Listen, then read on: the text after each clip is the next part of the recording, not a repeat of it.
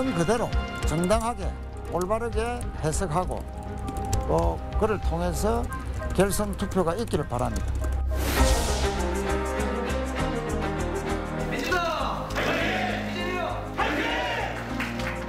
뒤에 백드롭 로고도 이재명의 얼굴이 이제 그려졌습니다. 이제부터는 이재명 후보님은 저희 사랑스러운 대한민국 집권여당 민주당의 대통령 후보가 되신 것입니다.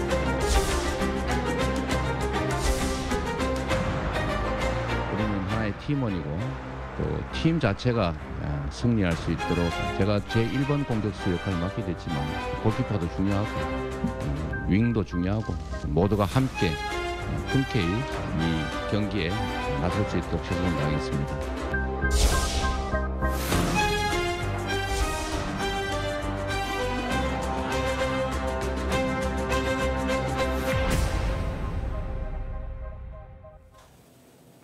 민주당 대선 경선에서 패배한 이낙연 전 대표 측이 당에 공식적으로 무효표 처리에 대한 이의를 제기하면서 결선 투표 실시를 촉구했습니다. 여당의 경선 후폭풍이 심상치 않아 보입니다. 네, 세 분과 함께 자세한 이야기 나눠보도록 하겠습니다. 홍성걸 국민대 교수, 최진 대통령 리더십 연구원장, 백성문 변호사 함께합니다. 네, 어서 오세요. 네, 안녕하세요. 자, 이낙연 캠프 어제 공식적으로요 당 선관위 이의 신청서를 제출했습니다. 사퇴한 정세균, 김두관 후보 무효표가 아니었다면은 사퇴 이전 28,000표가 그러니까 유효표였다면은 득표율이 50%가 못 넘는다. 49.3%다. 그렇기 때문에 이제 결선 투표 실시해야 된다. 이런 주장인데 얼핏 들으면 또 일리는 있게 느껴집니다. 어떻게 보시는지요? 그런데요, 그 특별당규라고 하는 거 그동안에 뭐 어제 오늘 사이에 여러 방송에서 워낙 자세하게 이 내용을 보도했는데 특별당규의 59조 1항인가요? 거기 보면 그 문헌상 명백하게 무효 처리한다라고 돼 있어요. 그러니까 그래서 사실은 문헌상으로는 제가 보기에는 이 제기가 거의 불가능하지 않겠나 싶은데 다만 또 60조에 가서 60조 1항입니다. 네, 60조 1항에 그 유효 투표 수를 얘기를 한단 말이죠. 그러면 유효 투표라고 하는 것은 기존에 사퇴하기 전에 것은 유효 투표 아니냐 이런 지금 얘기잖아요. 공표된 개표 결과 단순 합산 저것만 또 받아들이면 공표가 됐으니까요. 그렇습니다. 그래서 지금 이 상황은 법적으로는 뭐 우리 저 백성문 변호사가 더 그 해석이 더 맞을 것 같고요. 저는 정치적 의미가 더 있는 것 같아요. 특히 지금 이낙연 후보 측에서의 저 행위는 그동안에 쭉 적용되어 왔던 것을 지금 문제를 제기하는 것이거든요. 근데 특히 이 서울 지역에서 지금 엄청난 차이로 지금 이겼단 말이에요. 3차 선거인단. 3차 선거인단에서. 그래서 이것이 갖는 의미가 단순히 내가 이만큼 이겼다는 것보다는 민주당 지지자들에게 대장동 의혹이 이게 심상치 않은 거다. 이것이 우리 일반 유권자들한테 주는 메시지가 바로 이거다라고 하는 것을 지금 계속 강조를 하고 있는 거죠. 그래서 이재명 후보 가지고는 안 된다라고 하는 주장을 하는 것이지 저 원칙에 뭐 이런 것은 그야말로 앞에 내세운 명분일 뿐이다 이렇게 생각이 듭니다. 네, 뭐 명분일 뿐이다 얘기해 주셨는데 일단 민주당에서는 송영길 대표, 이재명 후보가 민주당의 대통령 후보로 확정됐다라고 발표를 하면서 사실상 이 전 대표 측의 요구를 거부하는 듯한 모습이고요. 무효표의 당사자인 정세균, 김두관 후보까지도 원칙을 지켜야 한다라면서 이제 이재명 후보의 손을 들어주는 듯한 모습을 보이고 있습니다. 지금 일단 이낙연 후보가 보면 상당히 강하게 밀어붙이는 것 같아요. 경선 과정에서 사실 너무 점잖다, 뭐 젠틀맨이다 이런 비판까지 받았는데 지금 경선 무효를 주장하는 걸 보면 스트롱맨이다. 현역 의원만 해도 22명이 이번 무효라고 지금 선언에 동참하지 않았습니까? 그런데 이렇게 내부에서 경선에 대한 중요한 논란이 생기고 제일 중요한 게 당 대표의 입장입니다. 사실. 그러니까 송영길 대표가 어떤 입장을 주냐가 아주 중요한데 송영길 대표가 사실 오래전부터 이재명 지사하고 원팀이다 뭐 이런 내부적인 이야기들이 흘러 있었거든요.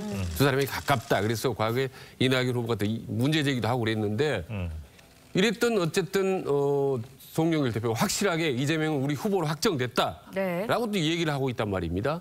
거기다가 또 당사자인 김두관 의원 같은 경우는 사실은 중간에 사퇴할 때 사실은 이재명 후보를 지지하고 그만뒀었습니다. 그리고 정세균 후보도 사실은 공개 선언은 안 했지만 내부적으로 이재명 후보가 좀 많이 가깝다는 소문이 있고. 아, 그렇습니까? 예, 그런 얘기들이 좀 퍼져 있습니다. 예, 공식적으로는 뭐 지지 후보는 공식적으로는 중립이 있지만은 그런데 하나만 더 보태면 네. 마침 또 문재인 대통령이 이재명 후보에게 축하 메시지를 보냈는데 그 예. 내용 중에 뭐 경선 과정도 잘 됐다 뭐 이런 내용이 있단 말입니다. 그러니까 마치 이번에 경선이 완전히 종지부를 찍은 것처럼 그런 분위기가 있기 때문에 이낙연 후보로서는 상당히 좀 외롭고 힘든 투쟁을 할 수밖에 없다. 그렇군요. 예. 자, 더불어민주당 선출 규정을 좀 자세히 봐야 될 것 같습니다. 59조 1항에는 후보자 사퇴 시 투표 무효 처리한다 이렇게 돼 있고요. 60조 1항에는 공표된 개표 결과를 단순 합산한다 이렇게 돼 있습니다. 규정이 일정 부분 살짝 충돌할 가능성도 있고요. 근데 또 지금 당 지도부에서는 이낙연 대표 때 만든 규정이고 2002년이나 2007년도에 똑같이 이렇게 다 무효표했는데 무슨 소리 하는 거냐.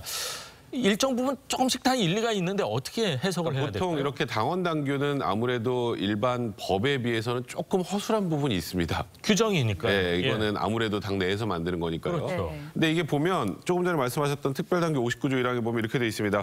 후보자가 사퇴하는 때 그 해당 후보자에 대한 투표는 무효로 처리한다. 네. 근데 여기에 이제 뭐가 없냐면요. 사퇴한 이후부터 무효인지 예. 아니면 사퇴하기 전 그 전에 받았던 득표까지 다 무효인지. 그러니까 이 문헌만 보면 두 가지 해석이 가능한데 통상적으로 무효라는 건 소급해서 무효라는 뜻입니다. 원래 무효라는 단어 자체가. 네.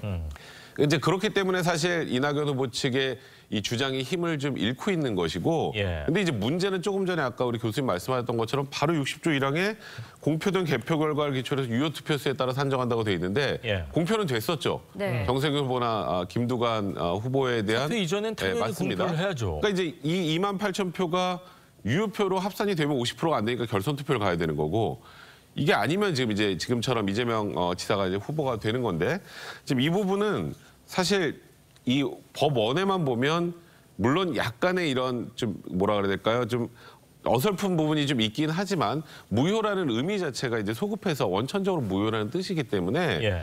일단 법적으로만 놓고 보면 이낙연 후보 측이 주장하는 게 현실적으로 조금 법리는 맞지 않다. 받아들이긴 좀 어렵다. 그렇죠. 그리고 아까 말씀하셨던 것처럼 이낙연 대표 때 만들어진 것이고 예. 기존에도 계속 이렇게 해석을 해왔었기 때문에 일단은 아까 말씀하셨던 것처럼 법적인 의미보다는 정치적인 의미로 이재명 후보가 되면 안 된다는 의사가 더 강한 게 아닌가 싶습니다. 그렇군요. 네. 홍준표 후보는 민주당이 지금 당규 해석을 잘못하고 있다 이런 주장을 했다고 하는데 어떤 의미에서 잘못하고 있다는 거예요? 그러니까 지금 이재명 후보가 아니라 무조건 결선 투표 당신네들 좀 하라 이렇게 부추기는 듯한 모양새인데요. 그러니까 홍준표 후보는 이거예요. 아니 무효면 앞으로만 무효지. 예. 후보 사퇴 전에 한 게 왜 무효야? 그거는 잘못된 거야. 아까 제가 아까 말씀드렸던 법에는 것처럼. 보통은 소급 적용은 안 하지 않습니까?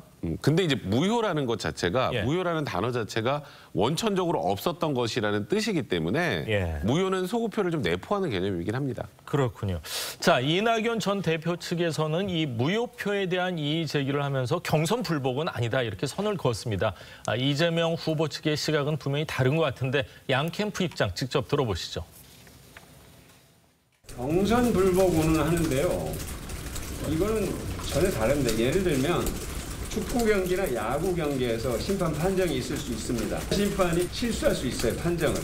그럼 요즘에는 아주 정밀한 영상 판독 장치로 다시 판독을 합니다. 이의 신청을 해요. 그때 어느 팀에서 이의 신청했다고 경기 불복이라고 얘기합니까? 지금 뭐 불복은 아니라 그러지만 결국은 뭐 국민들이 보기나 언론이 보기에는 불복으로 보일 수밖에 없는 거 아닐까요? 경선 불복이다 아니다 계속 논란이 있는데 교수님 네. 보시기에는 어떻습니까? 경선 불복이라고 하는 것을 인정한다는 순간 예. 네. 뭐 민주당의 모든 지지자들로부터 완전히 그 반대를 당할 거 아니겠어요. 이낙연 이게 후보 완전 그렇죠. 말씀하시는 예, 거죠? 그러니까 이게 예. 프레임 자체가 경선 불복 프레임으로 들어가면 안 되니까 문제 제기만 당연히 하지만 경선 불복은 그렇죠. 아니다. 당연히 경선 불복은 아니다 이렇게 얘기를 하고 있는 거고요.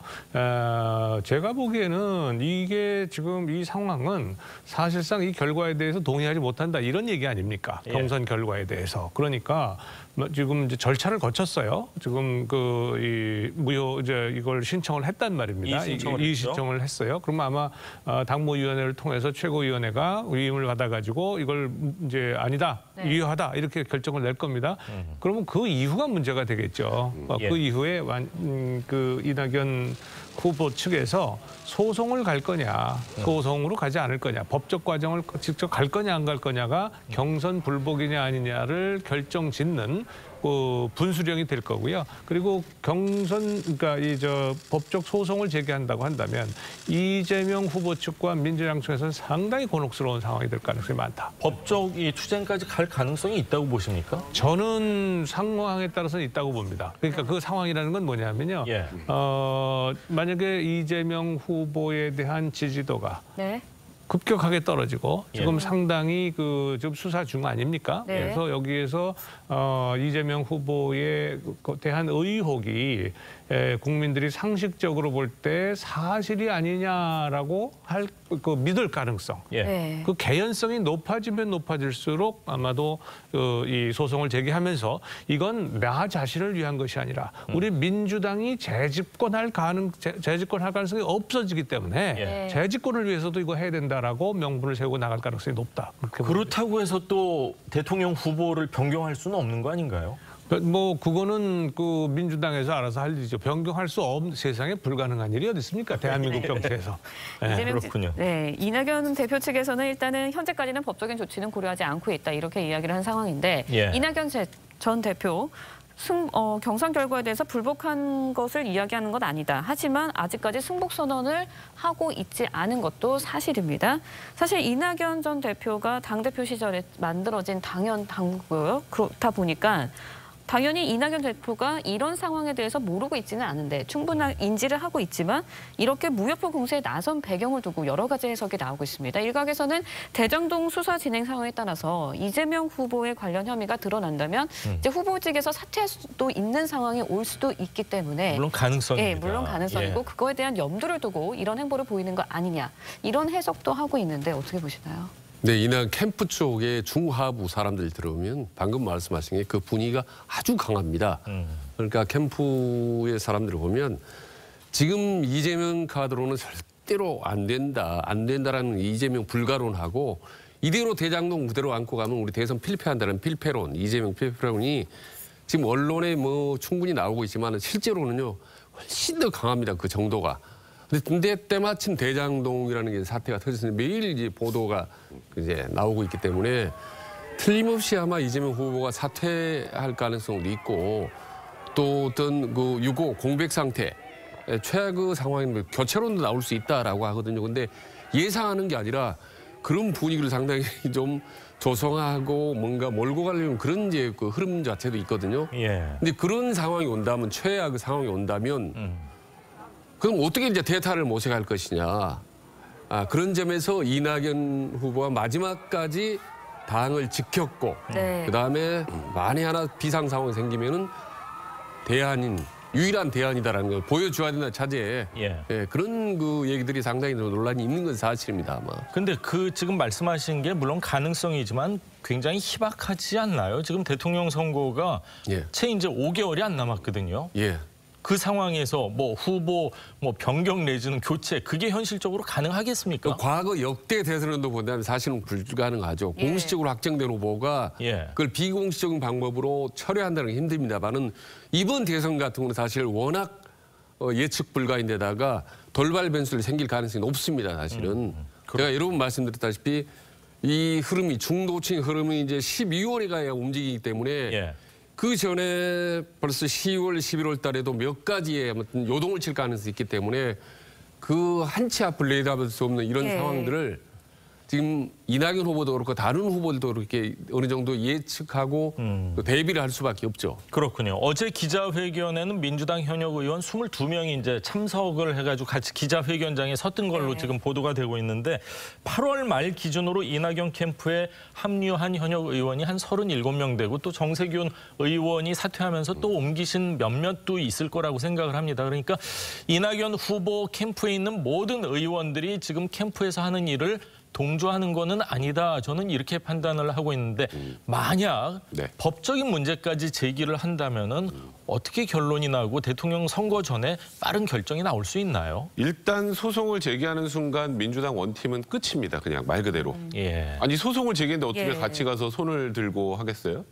이제 그래서 홍영표 의원도 이제 공동 선대위원장을 맡고 있는 홍영표 의원도 당 시스템을 통해서 바로잡히길 바란다라고 했지만 현실적으로 지금 당 대표의 말이나 그다음에 선관위원장 이상민 의원의 말을 보면 예. 뒤집힐 가능성은 제로에 가깝습니다. 당 시스템으로. 예. 그러면 여기서 이제 소송을 간다는 뜻은 소위 이제 이재명 후보를 인정 안 하겠다는 뜻이거든요. 민주당 예. 후보로. 예. 그러면 이제 이재명 후보로 민주당 의원들이 전체적으로 대선 후보로 추대해서 지금 이렇게 선거를 치를 상황 자체가 안 되기 때문에 사실 소송을 한다는 건 굉장히 신중하게 검토를 할 거예요. 예. 근데 일단 저는 개인적으로 이 생각은 좀 드는 게 이게 당 시스템에서 바로잡힐 수 있을 거라고 생각하고 주장을 했을까요? 쉽지 이낙연 않겠죠. 측에서 안 된다는 거 알고 있었을 논란거리만 거예요. 되겠죠. 예. 그러니까 지금 이 소송적 카드를 쥐고 있는 건 아까 교수님도 좀 어느 정도 언급을 하셨지만 지금 이재명 후보에게는 굉장히 치명적인 내상을 가지고 있는 게 이 대장동 의혹이거든요. 예. 물론 지금 이재명 후보와 대장동 의혹이 연관돼 있다는 증거는 하나도 나오지 않았습니다만 전혀 없습니다. 아직까지. 앞으로 예. 어떻게 될지는 수사 과정에서 어떻게 될지는 지금 아무도 모르는 상황입니다. 그리고 그런 여론의 추이를 좀 지켜보다가 예. 말 그대로 이재명 후보의 연루설이나 혹은 아니면 이재명 후보에 대해서 이 대장동으로 타격이 너무 클 경우에는 그 경우에는 이 여론의 추이를 지켜보고 소송을 제기할 가능성도 있다. 저는 개인적으로 그렇게 봅니다. 그렇군요. 네, 이렇게 경선 결과를 놓고 민주당 내에서 갈등이 계속 이어지면서 민주당 송영길 대표 원팀을 강조하면서 분열을 경계했습니다. 목소리 직접 듣고 이야기 이어가겠습니다. 이 당헌 당규는 이해찬 대표 시절에 만들어져서 이낙연 후보님을 당대표로 선출하던 전당대회 때 통과됐던 특별당규에 의한 것입니다. 저희 더불어민주당은 분열됐을 때 군사 쿠데타가 발생을 했습니다. 저희들은 원팀이 될 수밖에 없고 이것은 개개인을 넘어서 우리 민주당에 주어진 소명입니다. 네, 소명이라는 말까지 했습니다. 송영길 대표 쿠데타까지 언급하면서 당내 분열에 대한 경고성 발언을 이어가고 있는데 경선 후폭풍 쉽게 가라앉지는 않을 것 같다는 생각도 드는데 어떻게 전망하세요? 네, 그렇습니다. 과거에 그 자유당이 이제 4.19 학생 혁명으로 무너지고 나서 민주당이 90%에 이르는 의석을 점령을 했었거든요. 네. 지금보다 훨씬 더 높았죠. 그랬더니 심파구파 나눠져가지고서 이제 군사 쿠데타가 일어났다. 이제 그 얘기를 지금 여기다가 지금 하고 있는 것 같은데 그 경우는 상당히 다르죠. 그 당시는 그것 때문에 이 당이 분열해서 쿠데타가 발생한 것이 아니고 사회 전체가 부패하고 썩었기 때문에 그 국민들이 전부 사실상 대부분의 국민들이 먹고 살기가 힘든 상황이 돼버렸단 말이에요. 그래서 이제 쿠데타가 일어난 것이고요. 지금 이 상황을 거기에다가 비유하는 송영길 대표의 의도는 뭘까? 결국은 대표로서 지금 이 상황을 빨리 조기에 수습을 해서 더 이상 목소리 나오지 않도록 이렇게 지금 경선 불복과 같은 목소리가 나오지 않도록 했으면 좋겠단 말이에요. 그러니까 지금 강한 메시지를 던지는 거예요. 그런데 아까 말씀드린 것처럼 우리가 늘 지금 계속 봅니다만 이 대장동 의혹의 사건이 어떻게 흘러가느냐가 사실은 이낙연 대표 측의 그렇네요. 지금 대응의 아주 키예요. 관건입니다. 그래서 말씀드린 것처럼 핵심적인 의혹이 만약에 더 크게 불거져서 일반 국민들이 상식을 가지고 판단하건대 이재명 후보가 상당히 책임이 있고 관련이 돼 있다라고 보인다라고 하는 순간 그러면 지금 이재명 후보가 받고 있는 이런 지지가 하루아침에 무너질 가능성이 있거든요. 그러면 이낙연 후보 측에서는 당연히 명분이 생기는 거죠. 그럼 법적이건 뭐든 간에 지금 추진할 가능성이 있고 그때까지 이게 승복을 계속 뒤로 미룰 가능성이 많다. 그렇군요. 이렇게 당 분위기가 어수선한 가운데 이재명 후보, 대선 후보로서의 첫 번째 공식 일정을 시작을 했습니다. 저희가 영상으로 준비해봤습니다. 왕조 시대에도 왕은 백성을 두려워했습니다. 주권자의 의지를 잘 따라갈 수 있도록 앞으로도 낮은 자세로 최선을 다하겠습니다. 정말로 아무것도 가진 것 없는 국회의원 한 번 한 적 없는 이런 변방의 비주류라고 불리는 저에게 이런 큰 기회를 주신 점에 대해서 진심으로 감사드리고 함께 경쟁해 주신 이낙연 후보님 또 추미애 후보님, 박용진 후보님 진심으로 감사드리고 또 한편으로 참 애석하게 생각합니다. 어떤 점에서도 저 이재명보다는 훨씬 많은 좋은 경륜과 역량을 가지신 분들인데 제가 선택을 받게 돼서 자, 이재명 지사가 어제 했던 얘기를 저희가 쭉 모아봤는데 굉장히 몸을 낮추면서 이렇게 국민들을 잘 섬기겠다. 정말 몸을 낮추고 있습니다. 이렇게 몸을 낮추는 이유 가운데 하나가 아무래도 3차 선거인단 투표에서 줄곧 뭐 50% 중후반대를 유지하다가 28%로 뚝 떨어졌거든요. 그리고 이낙연 후보가 62%로 이렇게 껑충 뛰어올랐습니다. 이 충격파가 좀 있을 것 같아요. 예, 그러니까 연전연승하는 거 무적의 권투 선수가 딱 한 번만 갑자기 다운되면 상당히 당황하거든요. 그렇듯이 이재명 지사 하면 경선 내내 언론 보도에 나오는 게 완승, 뭐 큰 표차, 뭐 대세론 이런 얘기인데 방금 말씀하신 3차 선거인단 결과 언론 보면요, 뭐 참패, 충격, 뭐 멘붕 이런 표현이 나옵니다. 그러니까 3% 차이로 지더라도 상당히 좀 나름대로 충격이 있을 텐데 34% 차이라는 거 완전히 큰 표차로 처음으로 이제 다운이 당한 거죠. 그것도 대한민국 수도 서울 뭐 수도권에서 이렇게 벌어진 거 아닙니까? 그게 이제 공교롭게도 이제 일반 당원 국민들에 대한 표를 한 건데 이게 말하자면 민심이란 말입니다. 그래서 단순히 대장동 사태로만 영향이라고 언론은 보도는 하고 있지만 실제로 이 정도로까지 이렇게 큰 표차로 우리가 질 수가 있나. 왜냐하면 당일날 비슷한 다른 표차는 전부 다 승리를 했지 않습니까? 다른 표에서는, 투표에서는. 그렇기 때문에 이걸 놓고 상당히 지금 이재명 측에서는 고심을 하고 있는 모양입니다. 이게 국민의힘에서 저번에 한번 위장당원 얘기가 나왔는데 혹시 그럴 가능성은 전혀 없다고 보십니까? 저는 민주당 뭐 적다고 봅니다. 왜냐하면 34% 어마어마한 표차이기 때문에 그 가능성은 적다고 보는 건데 어쨌든 뭐 대장동의 어떤 폭탄이 이제 툭 터졌을 가능성이 높다고 보는데요. 어쨌든 이재명 지사 입장에서는 잘 말하면 이게 이제 약이 될 수도 있죠. 좀 몸 좀 낮추고 하는 것이 지금 시점에서는 오히려 필요하다고 봅니다. 이재명 후보 일단은 민주당 대선 후보로서의 공식 행보를 이어가고 시작을 했습니다. 그러면서 이제 어제 당 지도부와도 상견례를 가졌었는데 송영길 대표가 이재명 후보의 경기지사직 조기 사퇴를 권유했습니다. 당에서 이제 명분을 제공한 만큼 국감전에 조기 사퇴 가능성이 거론되고 있습니다. 물론 이제 이재명 지사 측에서는 국감은 뭐 예정대로 임할 것이다 이 얘기를 하고 있지만 어쨌든 곤혹스러운 그런 상황을 피할 수 있지 않을까라는 생각도 드는데 어떻게 보세요? 이재명 지사 고민이 굉장히 많을 거예요. 지금 말씀하셨던 것처럼 당 입장에서 일단 대선 후보가 선출이 됐고 지금 대선 후보의 최대 아킬레스건이 대장동 의혹인데 국감 나가면 어떻게 되겠습니까? 그 야당 의원들하고 이제 이 대장동 의혹에 관련해서 난타전을 벌일 가능성이 많단 말이죠. 거의 전쟁이겠죠. 전쟁이겠죠. 그래서 이제 그거를 피하는 게 좋지 않겠느냐가 어찌 보면 이제 당대표 입장인데 다음 주 월요일하고 수요일이거든요, 국감이. 그러면 이번 주에 이제 사퇴해야 된다는 건데 만약 사퇴한다면. 근데 이재명 후보 입장에서는 그간 지속해서 경기도지사직은 끝까지 최선을 다하겠다는 입장을 밝혀왔었고 그리고 이재명 지사 스타일상 여기서 뒤로 물러나서 갑자기 소위 말하는 방탄 뒤로 빠져나가는 게 국민들은 어떻게 보일 것인가.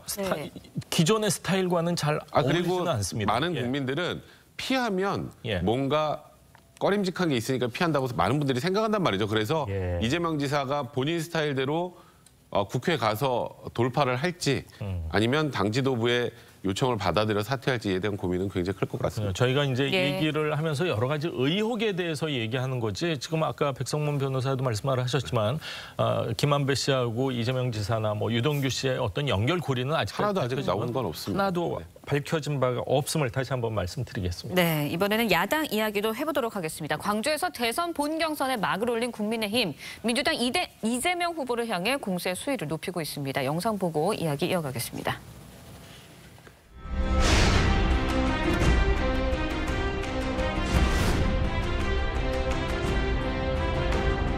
민주화운동 희생영령에 대하여 경례.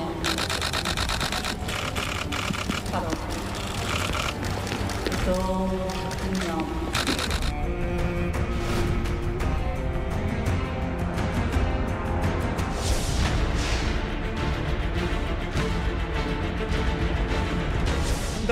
먼저 대장동 비리가 터지거나 민주당 경선 결선 투표가 한 달만 뒤에 있다면 민주당 후보는 이재명 후보가 아니라 다른 후보였을 것이라고 저는 믿습니다. 어떻게 지금쯤이면 구속되어서 수사를 받아야 할 범죄의 집권 여당의 후보가 될 수 있느냐, 이건 정말 충격적인 사건이라고 생각합니다. 정과 사분, 지금 또 온갖 가족의 문제가 있고 이런 사람이 대통령이 되어서 되겠습니까? 대통령 선거가 무슨 범죄자 대선이 되어서 되겠습니까? 이제는 민주당의 당원들이, 당의 기득권 세력들이 당을 이렇게 몰아갈 때는 정말 이러다가는 당이 몰락하겠구나 하는 생각을 하신 것 같습니다. 네, 지금 보신 것처럼 국민의힘 지도부와 4명의 대선 후보들 어제 광주를 찾아서 5.18 민주묘지를 참배하고 현장에서 최고위원회를 열었습니다. 최고위 화두 민주당 이재명 후보였습니다. 이 후보를 향한 공세 높였는데, 자, 호남 민심을 잡기 위해서 국민의힘이 참 많은 노력을 하고 있는 것 같습니다. 뭐 당연하죠. 특히 호남이 민주당의 그야말로 아주 텃밭인데, 예. 그 민주당의 텃밭에서 만약에 이재명 후보에 대한 지지를 열을 가져온다면 네. 표가는 스물이잖아요. 그렇죠. 그러니까 당연히 뭐 여기에 그 공을 들일 수밖에 없고 아마 앞으로도 계속해서 이런 모습은 나타날 겁니다. 근데 이제 호남 민심이 지금 사실은 그 요동칠 가능성이 좀 있어요. 왜냐하면 이재명 후보에 대해서 사실은 그동안에 김대중 대통령을 제외하면 예. 분명히 그 호남이 그 여당의 텃밭인데 호남 출신은 김대중 대통령밖에 없었거든요. 예. 다 영남 출신이었단 말이에요. 그래서 지금 또 영남이야라고 하는 기적 이 감정이 좀 있습니다. 물론 이게 지역 감정이기 때문에 우리가 합리적이라고 볼 수는 없어요. 그러나 지역 주민들이 그러한 생각을 가지고 있는 차에 대장동 의혹이 뭐 나오는데 수천억이 그냥 막 나갔단 말이죠. 거기다가 이재명 후보가 시장 때 사인한 게 문건이 나오고 그러면 분명히 직접 연루되었다는 증거는 하나도 없는데, 그런데 개연성에 대해서는 누구나 의심하게 되는 거란 말이죠. 예. 그래서 지금 서울에서 지금 이런 결과가 나왔고 3차 선거인단 네, 3차 선거인단 예. 그리고 아마도 이 앞으로 이 어떠한 그 검찰 조사나 이런 쪽에서 어떤 그 증거가 나오느냐에 따라서 상당히 움직일 가능성이 많은데, 요 시기에 바로 광주에 저런 그 최고위원회도 하고 토론회, 10차례 토론회 중에 첫 번째를 맞습니다. 광주에서 이렇게 열고 하는 것들은 뭐 대단히 상징적이죠. 그리고 뭐 이거는 뭐 어떻게 보면 그 야당 전략의 ABC다. 기본으로 이건 가져가는 거다. 이렇게 보여요. 김종인 비대위원장 시절부터 많은 공을 들이고 있는데 과연 예. 표로 어느 정도 연결될지는 또 지켜봐야 될 것 같습니다. 네, 예. 본경선에 오른 국민의힘 4명의 후보들 어제 첫 TV 토론회에서 이재명 후보를 향해서 한 목소리로 뭐 범죄자다. 비리의 주범이다라는 맞습니다. 표현으로 거세게 비판을 했습니다. 이 후보를 향한 공세 수익 갈수록 높아지고 있는 것 아닌가라는 생각이 드는데 어떻게 보시나요? 더 세지겠죠. 네.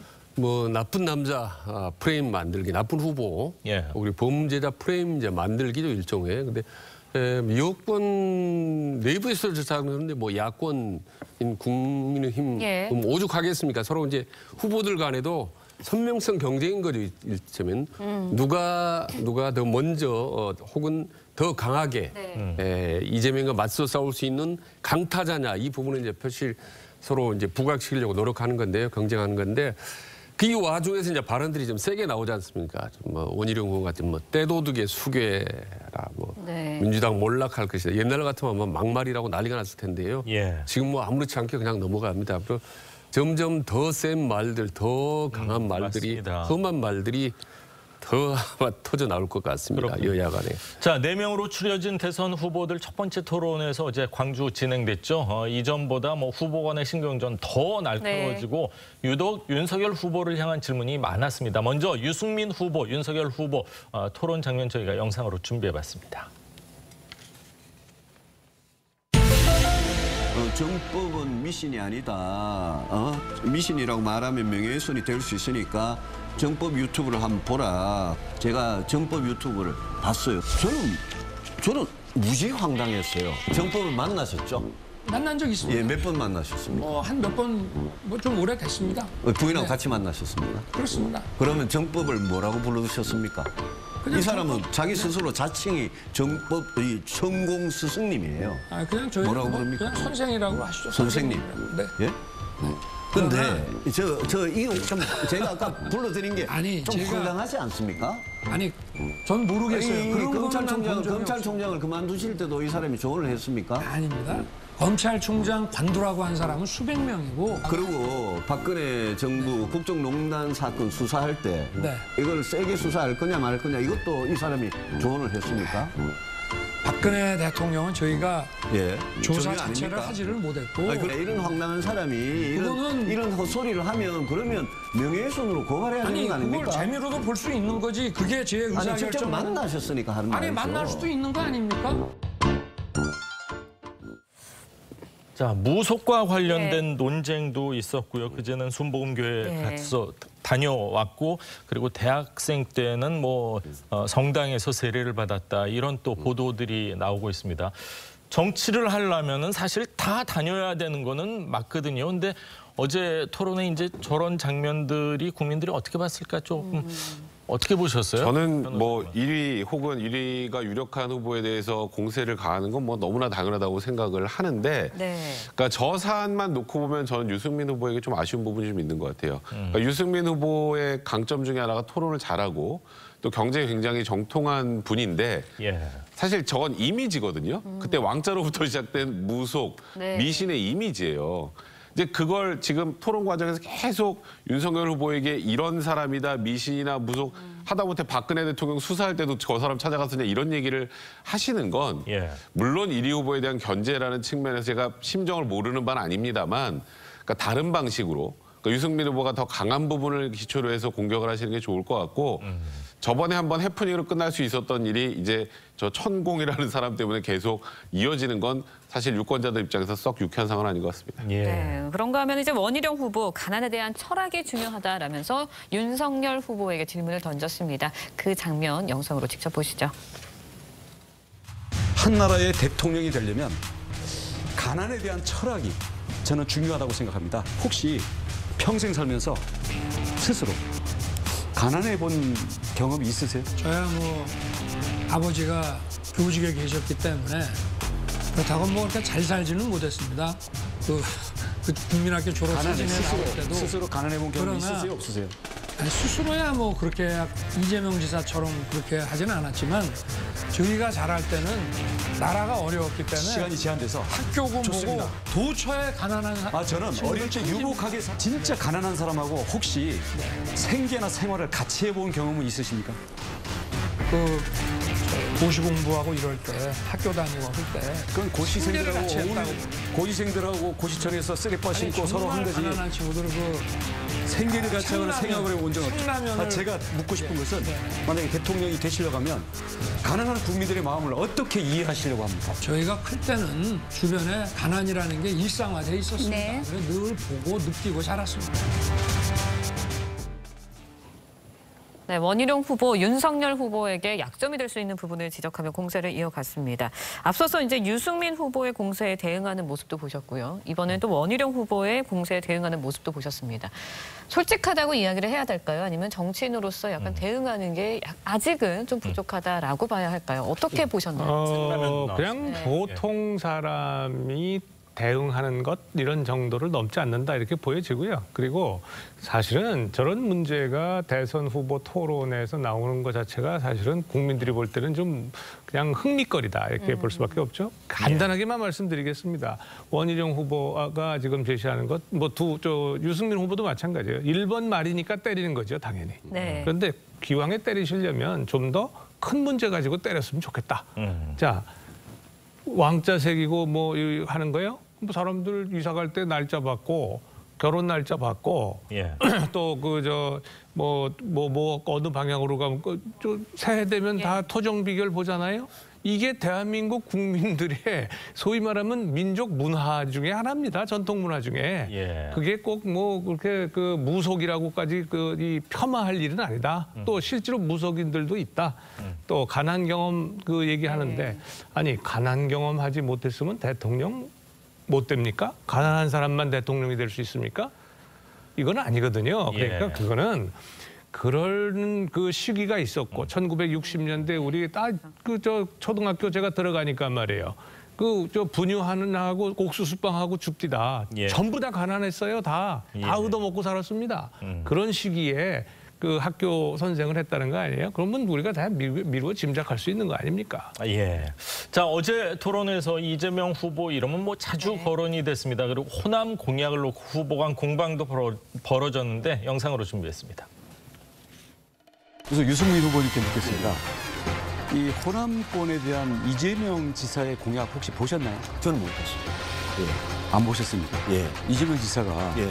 지금 말씀하신 공약들보다 훨씬 더 풍부하고 자세하게 공약을 이미 발표를 했어요. 저는 모르겠습니다만 저는 이재명 지사가 예. 반도체 미래도시 같은 공약은 없던 걸로 예, 알고 반도체 있습니다. 미래도시 우리 윤석열 후보님께 묻겠습니다. 똑같은 질문을 묻습니다. 무엇이 같고 무엇이 다르고 차별이 뭐다. 혹시 보셨습니까? 아니 제가 뭐 보기는 했는데 좀 기억은 하지를 못하겠습니다. 보기는 했는데 기억이 안 난다. 네네. 지금 말씀하신 뭐 그런 것도 있는 것 같고요. 거기 굉장히 뭐 탄소 중립이니 뭐 새만금 특별 개발이니 글쎄 뭐 엄청 많더라고요. 공약으로서 지금 전부 다 이재명을 압도할 후보들이라 그러면서 그리고 호남에 오면서 이재명 공약도 안 읽고 오십니까? 저한테 예, 홍 후보님께 똑같은 질문을 던지겠습니다. 난 본 일 없어요. 이재명 후보는 워낙 황당하고 거짓말을 잘하기 때문에 본선에 가서 보면 됩니다. 그거 보고 익히는데 하루가 안 걸립니다.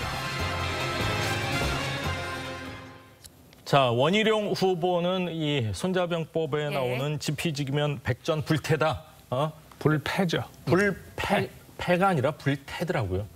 정확히 제가 이건 그래요? 알고 있습니다. 제가 다시 한번 위태로움이 다음 주에 없다. 예. 한번 확인해 보겠습니다. 정확하게 백전불태입니다. 위태로움이 없다. 그렇기 때문에 남에 대해서 더 잘 알아야 된다는 걸 강조한 것 같습니다. 네. 자, 다음 이야기도 해볼까요? 네, 어제 이제 검찰에 출석한 화천대유 대주주 김만배 씨 장시간의 조사를 마친 뒤 사실 여부를 성실히 설명을 했고 천화동인 1호의 실소유주는 나다라고 자신임을 다시 한번 강조했습니다.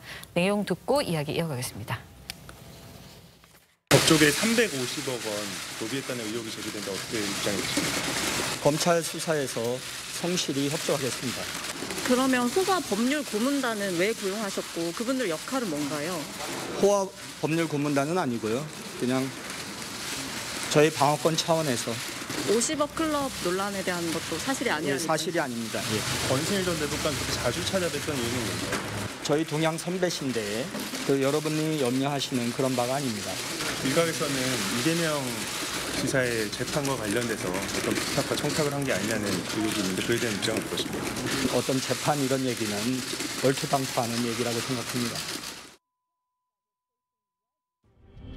천화동 1호 절반은 뭐 그분 것 이런 말에 대해서는 그분이 누구예요? 그 천화동인 1호는 의심할 여지 없이 그 화천대유 소속이고 화천대유는 제 개인 법인입니다. 그 말은 어떤 맥락에서 나온 말인가요? 그런 맥락은 그냥 제 쪽으로는 어떤 더 이상의 어떤 부사업자 갈등은 번지지 못하게 하려고 하는 차원에서 그렇게 말했습니다. 녹취되는 거 알고 허위사실 말했다고 했는데 왜 그러면서도 허위사실을 말씀하신 건가요? 저는 한 번도 적 씨와 진실된 대화를 나눠본 적이 없어요. 언제부터 녹취되는 거 아셨나요? 한 2019년도 정도에 알았습니다. 그런데 왜 본인은 녹취 안 하셨어요? 저는 뭐 그런 짓 안 합니다. 불법성이 있는 말씀들인데 뭐 로비 정황들이 있는 말들인데 그런 말씀을 녹취되는 걸 알면서도 그럼 왜 하신 거예요? 계좌 추적이나 이런 정황들을 보면 사실이 아니라는 걸 누구나 다 알 수 있는 부분이고.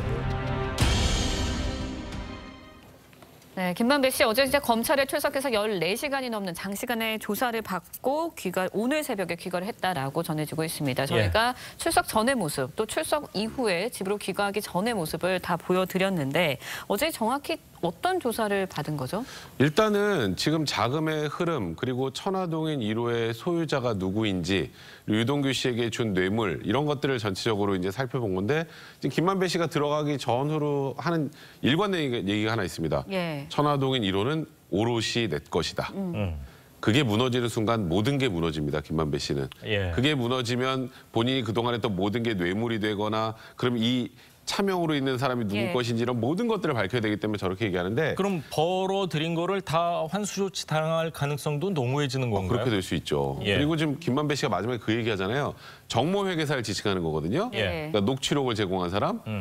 그 사람을 나는 그때부터 어느 순간부터 믿질 않아서 녹음되는 걸 알고 있으면서도 거짓말을 얘기했다는데 거짓말을 왜 자기한테 불리하게 거짓말합니까? 그렇죠. 유리하게 했어요. 거짓말할 거면 유리하게 해야죠, 자기한테. 예. 그래서 지금 김만배 씨의 진술은 제가 보기에 신빙성 굉장히 낮고 김만배 씨는 제가 생각에는 조만간 영장이 청구될 가능성이 많지 않을까 싶습니다. 그렇군요. 정모회계사 녹취록엔 김 씨가요. 천화동인 1호 내 것이 아닌 거 다 알지 않느냐. 그 절반은 그분 것이다. 이런 취지의 내용이 있다고 하는데 이 법정 내에서는 신빙성 증거 능력으로서 인정이 될 수 있나요? 녹취록이요? 일단 녹음 파일, 어쨌건 지금 이 정모회계사나 또 정모 변호사는 지금 어디 해외에 나가 있는 사람들이 아니기 때문에 예. 만약에 법정에 나간다면 나와서 증언을 하면 되니까 그건 전혀 상관이 없을 것 같은데 이 녹취록이나 녹음 파일 그리고 자료서를 뒷받침할 만한 자금의 흐름이나 아니면 지금 구속돼 있는 유동규 전 본부장의 진술 이런 것들이 추가가 된다면 지금 그 녹취록이나 자료서 등의 진술의 신빙성이 좀 부여될 수 있는 상황이 아닐까.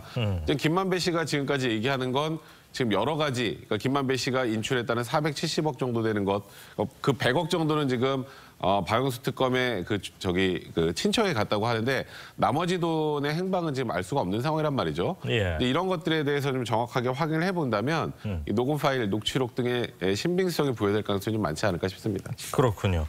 뭐 50억 클럽이다, 예. 뭐 700억 약정설이다, 그리고 성남시 의회에도 일정 부분 로비를 했다 이런 여러 가지 언론 보도 뭐 홍수가 쏟아지고 있습니다. 하지만 뭐 불법적인 자금 거래는 전혀 없었다. 계좌 추적하면은 다 밝혀질 것이다 이렇게 또 자신하는 이유는 어디서 나오는 겁니까? 근데 사실 이제 계좌에서 돈을 인출해서 그걸 현금으로 사용을 하면 예. 현금의 출처를 정확하게 파악하기 쉽지 않습니다. 그런 의미인 것 같고요.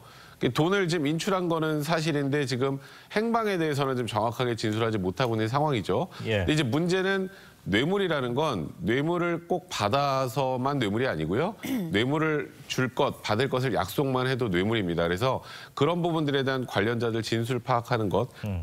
어찌 보면 지금은 검찰의 수사 의지에 이 사건에 성패가 달려있다 이렇게 보면 될 것 같습니다. 그렇군요. 휴대폰을 바로 찾지 못해서 검찰의 신뢰도는 많이 떨어져 있습니다. 그 부분 분명히 회복해야 될 것 같습니다. 홍성걸 교수, 최진 원장, 백성문 변호사 세 분 말씀은 여기까지 듣겠습니다. 감사합니다. 고맙습니다. 고맙습니다.